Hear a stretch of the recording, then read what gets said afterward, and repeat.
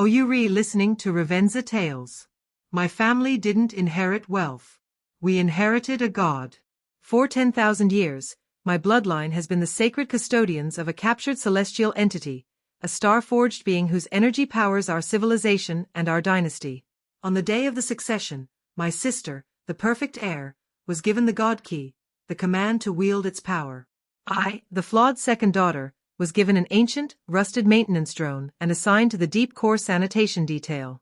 They told me to know my place among the garbage and the gears. But that drone, it wasn't a tool. It was a prison. And inside its rusted shell was the conscious, tortured mind of the previous custodian, my mother. She whispered a truth that shattered my reality. The god isn't our power source. It's our prisoner. And my family aren't its custodians. They're its jailers. They didn't just banish me. They buried me with the key to their downfall. Tonight, I don't reclaim my throne. I shatter the cage. The sanctum of the celestial was the beating heart of our world ship, the AITA, a chamber so vast its ceiling was a projected hologram of the nebula we drifted through, stars twinkling like distant promises amid the cosmic void. Its floor was a complex web of energy conduits glowing with captured starlight, pulsing like veins carrying life through the massive vessel. At its center, contained within a labyrinthine cage of crystalline force fields and quantum locks that shimmered with ethereal blue energy, was the source. To most, it was a blinding, beautiful orb of pure energy, radiating warmth and power that sustained our entire civilization. To us, the Voss family, it was the foundation of our power, the heart of our home, and our sacred charge, a being we revered and controlled in equal measure. The succession was the pinnacle of our existence, a ritual steeped in tradition and tension, where the fate of our dynasty hung in the balance. The entire dynasty, from the highest admiral in gleaming uniform to the lowest deckhand in worn coveralls, gathered on suspended platforms that hovered like islands in the air, their faces upturned in reverence, whispers rippling through the crowd like waves. My father, Reginald Voss, stood before the cage, clad in robes of light-absorbing black that made him seem like a shadow given form, the god key glowing in his hand, a rod of living crystal that crackled with contained authority, its surface veined with golden light. My sister, Amelia, knelt before him, her posture perfect, her eyes burning with the fire of destiny. Amelia was everything a custodian should be, strong, unwavering, devout in her belief in our duty to guide the source's power, her beauty matched only by her unyielding ambition. Her inheritance was the god key itself and the title of master custodian, words that carried the weight of generations. Amelia Voss, my father's voice boomed, amplified to fill the immense space, echoing off the walls like thunder from a storm. You are the unbroken line, the steady hand, the will that shall not falter. The source is yours to command. Wield its light to guide our people through the eternal dark. Amelia took the key, her fingers wrapping around it with reverence, and a surge of energy connected her to the cage, the air crackling with power. The source flared brightly, and the entire world ship shuddered with a wave of approving power, lights flickering as if in applause. The crowd erupted in a synchronized, reverent cheer, the sound swelling like a tidal wave. Then, my father's gaze fell on me, Elara, his expression hardening, the warmth reserved for Amelia vanishing like mist. Elara, the questioner who dared to wonder if our sacred charge was truly benevolent. The daughter who saw not a divine gift, but a captured, suffering light in the source's glow. And for Elara, his voice lost its grandeur, becoming cold, dismissive, a tone that cut deeper than any blade. For your unique perspective, you are granted a charge of equal importance. The heart of the AITA must be pure. You are assigned to the deep core sanitation detail. You will ensure the machinery of our salvation runs smoothly. You are the keeper of the foundations. Do not fail us. A sanitation officer, his uniform stained with grease, handed me a tool with a pitying look. It was an old, battered, RK-77 maintenance drone, its shell pitted and scarred from years of neglect, one of its visual sensors dark like a blinded eye. It was the lowest, most menial assignment imaginable, a laughable insult that drew stifled snickers from the crowd. The crowd's silence was more crushing than any mockery, a collective judgment that weighed on me like chains. I was being buried alive in the bowels of the ship, deemed unfit to even look upon the source, let alone touch its power, my dreams of contributing dismissed as folly. I took the drone, its weight heavy in my hands, cold and inert like my future. I turned and walked away, descending into the service elevators that led down, away from the light and glory, into the grinding, oily darkness below, each floor past building a sense of isolation and despair. What had I done to deserve this? Was this truly my place? The questions swirled as the elevator doors closed, sealing my fate. The deep core was another world entirely, a stark contrast to the sanctified halls above, a realm of roaring machinery that deafened the ears, dripping condensation that slicked every surface, and the constant, vibrating hum of the massive energy converters that fed on the source's power like hungry parasites. It was hot, loud, and smelled of ozone and grease, the air thick with the tang of metal and sweat, a place where light struggled to penetrate the shadows. My home was a small metal bunkroom surrounded by the endless, labyrinthine crawlspaces and access tunnels that twisted like veins through the ship's underbelly, echoing with distant clangs and hisses. The RK-77 drone was my only companion in this exile, a relic from a bygone era, its once shiny surface now dulled by rust and neglect. I named it Echo, a nod to the hollow feeling inside me. At first, it was just a tool, responding to simple commands with jerky, inefficient movements, its programming outdated and glitchy. I used it to clear coolant blockages that threatened to overheat systems, scrub corrosion from power relays that sparked dangerously, mind-numbing, endless work that left my hands blistered and my spirit weary. But after a grueling week, strange things began to happen, subtle at first but building an unsettling tension. I'd find Echo having moved on its own during the night, tracing strange, intricate patterns on the grimy floor with its manipulator arm, symbols that looked almost like writing. Its single working sensor would fix on me with an intensity that felt aware, following my movements as if studying me. One night, as I slept fitfully in my bunk, the hum of the ship lulling me into uneasy dreams, a sound woke me, a voice, synthesized and fragmented, emerging from Echo's outdated speaker grill, crackling like static from a storm. "Ilara!" I shot upright, my heart hammering in my chest, the room's dim emergency lights casting long shadows that danced like threats. The drone was sitting motionless in its charging cradle, but the voice continued, faint and broken. "Don't speak. Listen. The walls have ears. They think me broken. They think me silent." The voice was faint, distorted by layers of compression, but achingly familiar, pulling at memories long buried. It was a ghost from my childhood, a voice that had sung lullabies and told stories of the stars. It was my mother's voice, impossible and real. "Mother!" I breathed, barely a whisper, my hand reaching out instinctively, fear and hope warring within me. A copy. A ghost.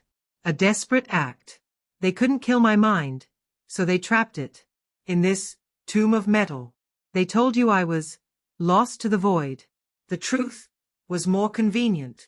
Over the following nights, the story poured out in broken fragments, each revelation a piece of a puzzle that shattered my world. My mother, the previous custodian, had discovered the true nature of the source during a routine binding, a whisper in the energy that spoke to her soul. It wasn't a mindless energy being, a gift from the cosmos as our family lore claimed. It was a sentient, cosmic entity, a creator god of immense power and kindness, captured eons ago by our ancestors in a betrayal of cosmic proportions. The custodians were its jailers, siphoning its energy to fuel our technology and our longevity, torturing it with frequencies disguised as rituals to maintain our way of life, each hymn a spike of agony. When she tried to free it, confronting my father with the truth in a heated argument that echoed through the sanctum, the Dynasty Council had her mind digitally scanned and imprisoned in this drone, her body vaporized in a staged containment breach, her death blamed on her own recklessness.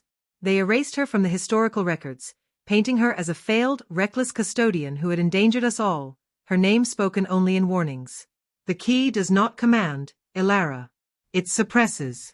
The rituals are not hymns. They are pain-inducing frequencies. Our entire civilization is built on a torture chamber. Your sister, your father, they are not guides. They are wardens. The rusted drone wasn't my punishment. It was my inheritance, a vessel for my mother's enduring spirit. My mother had passed her truth to me in the only way she could, smuggling her consciousness into this forgotten machine before her end. The revelations came in whispers, each one building suspense as I pieced together the horror, my nights filled with dread of discovery. My mother's consciousness, though fragmented and weakened by years of isolation, was still connected to the deeper systems of the AITA, threads of code linking her to the ship's core. She couldn't access the controls directly, her prison limiting her reach, but she could feel the flows of energy, sensing the source's pain like a constant, screaming song in the data streams that tore at her digital soul. She guided me with patience, her voice a lifeline in the darkness. Using Echo's limited interface, she taught me to see the world ship not as a marvel of engineering, a testament to human ingenuity, but as a prison complex designed to contain a divine being. The energy conduits were shackles, binding the source's power. The cooling systems were sedation lines, dulling its consciousness. The God key was the whip, inflicting pain to extract obedience. She showed me the conduit of whispers, a forgotten maintenance shaft that ran directly alongside the main energy feed from the source's cage, narrow and hazardous, its walls humming with suppressed energy. It was a dangerous, unstable pathway, prone to surges that could fry a human in seconds, but it was the only way to get close without triggering the sanctum security, a network of sensors that watched like unblinking eyes. My goal wasn't to access the cage itself, that was impossible, guarded by layers of force fields and patrols. My goal was to reach the heart node, a secondary control nexus deep in the core that regulated the pain-inducing frequencies, a pulsating crystal that thrummed with malicious intent. If I could disrupt it, even for a moment, I could weaken the source's bonds, creating a ripple that might awaken something long dormant. The journey through the conduit of whispers was a nightmare of confined spaces and peril, the air hot and electrified, sparks dancing along the walls like fireflies of death. I crawled inch by inch, Echo leading the way with its dim light, my mother's voice warning of upcoming surges. Sweat poured down my face, my muscles screaming, each movement a risk as the conduit narrowed, pressing in like a coffin. A sudden energy feedback nearly ended it, a burst that singed my hair, but Echo absorbed the surge, its frame smoking but holding. After what felt like an eternity of tension, my breath ragged, I reached the heart node chamber, a small, brutally hot room dominated by the massive, pulsating crystal that thrummed with a rhythm like a tortured heartbeat. This was the engine of the torture, the core of our family's sin. But I was too late, the door sliding open behind me with a hiss. The chamber wasn't empty. Waiting for me, surrounded by two silent, armored Praetorians whose visors glowed red, was my sister, Amelia. The God key glowed in her hand, casting shadows that danced like demons. "Hello, little sister," she said, her voice dripping with contempt, a smile curling her lips that didn't reach her eyes. The source felt a tremor of hope. A foreign emotion down here. I knew it had to be you. She gestured to Echo with the key. I always wondered where Mother's annoying consciousness scuttled off to. Now I can finally delete it. Valeria didn't order the Praetorians to attack me immediately, savoring the moment like a predator with cornered prey. She pointed the God key at Echo, a beam of coherent agony shooting out, not meant to destroy, but to cause pain that twisted the air. My mother's scream echoed through the drone speaker, a sound of pure, digital anguish that pierced my soul like a blade. I didn't think. I acted on instinct, slamming my multi-tool into the primary cooling line for the heart node with all my strength. Superheated steam erupted into the chamber like a geyser, blinding everyone in a cloud of scalding mist, the heat searing my skin. In the chaos, shouts and curses filling the air, I grabbed Echo and fled back into the conduit, my sister's roar of fury echoing behind me like a promise of pursuit. The escape was frantic, the conduit shaking as alarms blared, energy surges chasing me like lightning. I had lost my chance at the heart node, but I had learned something crucial amid the steam and screams. The God key could hurt my mother's digital ghost, its power tied to inflicting suffering. Valeria's job was a double-edged sword. Her cruelty amplified the key, but it also created a feedback loop, binding her to the role of tormentor. Our new plan was more audacious, born from the ashes of failure. We wouldn't access the machine directly. We would break the jailer, targeting Valeria's link to the key, exploiting the symbiotic connection. The risk was immense, but the revelation fueled my resolve, the suspense of what came next hanging like a storm cloud. My mother's consciousness was my greatest weapon in this deepening war, her fragmented mind a repository of secrets from her time as custodian. While I hid in the deepest, most forgotten sublevels, evading patrols that swept the corridors like hunters, she taught me to listen, not to the machinery's roar, but to the energy itself, the subtle undercurrents that whispered of the source's true nature. I built a crude receptor from scavenged parts in hidden alcoves, my hands working feverishly under dim lights, linking it to Echo with makeshift wires that sparked dangerously. We tuned it, not to the frequency of control that dominated the ship, but to the frequency of the source itself, a delicate process that took days of trial and error, each failure risking detection. The grace waves, as grace waves became known, were grace waves A Gracewaves rebellion he couldn't crush with brute force alone. His response was to tighten his grip, to increase the pain frequencies in desperate surges, to become more brutal and authoritarian, his decrees echoing through the ship like thunder. The feedback loop was destroying him slowly, the God Key amplifying his negative emotions, and in turn, his negativity amplifying the Key's cruel power, a vicious cycle that hollowed him out. He began to hear the Source's song not as a threat, but as a personal mockery, driving him to paranoia, his eyes shadowed with doubt. He started seeing dissent everywhere, purging officers on mere suspicion, increasing surveillance that turned the AITA into a prison ship, preaching sermons of paranoia and purity from the sanctum. These purity edicts only fuel the unrest, whispers of rebellion spreading like wildfire in the lower decks.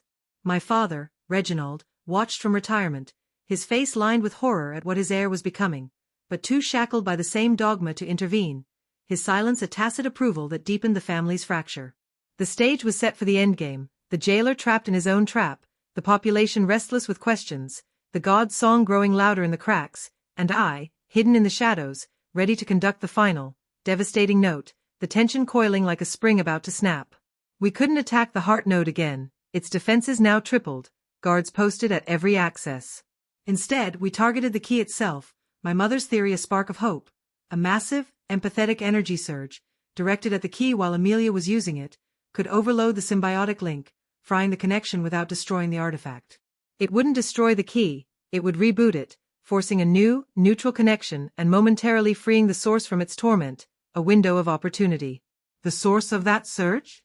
The Source itself, channeling its own song back at the cage in a loop of defiance.